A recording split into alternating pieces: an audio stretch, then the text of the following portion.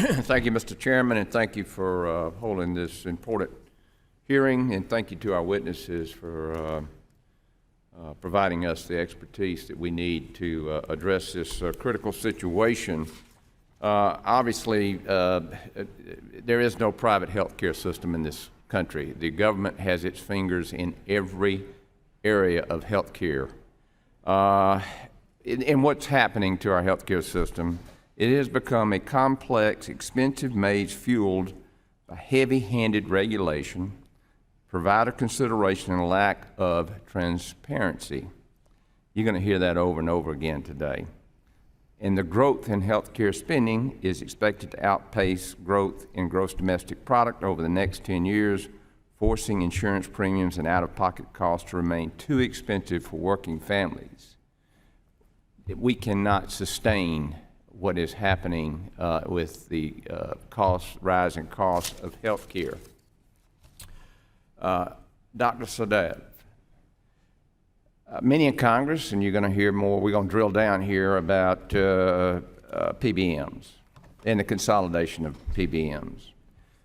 This consolidation has taken away options for plan sponsors and patients. This includes what seems to be a push toward practices like mail-order prescriptions and the use of larger retail pharmacies rather than our local community pharmacies.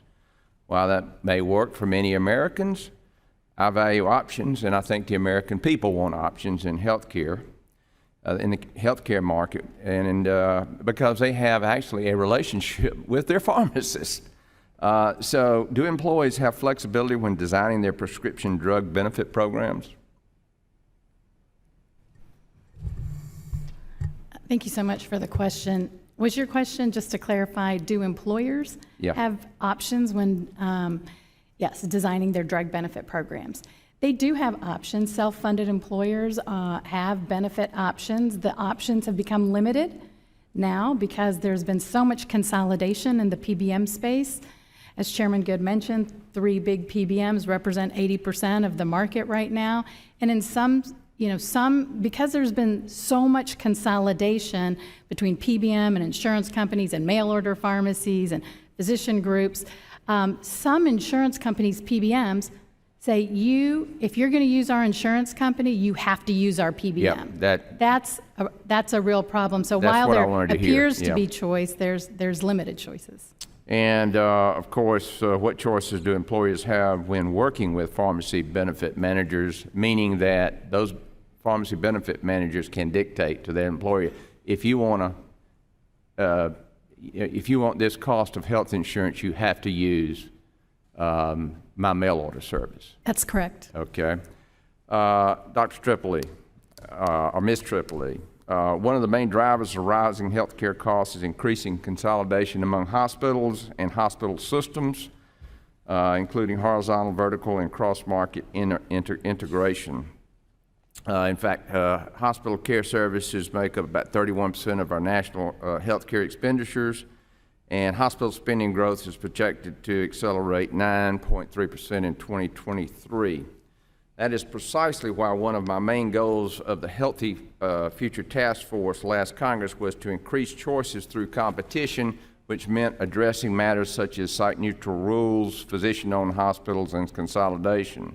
What impact does consolidation among hospitals have on prices and access to care? Thank you very much for the question.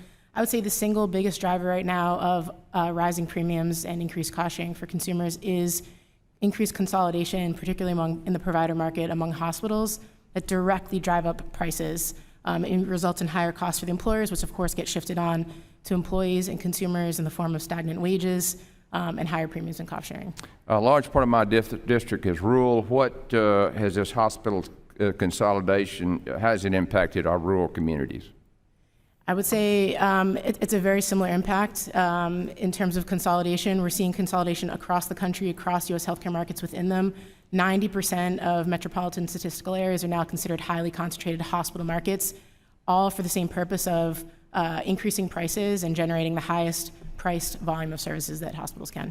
Okay. I have some additional questions, and Chairman, I'll submit that to our panel later. Thank you, Mr. Allen. We will now hear from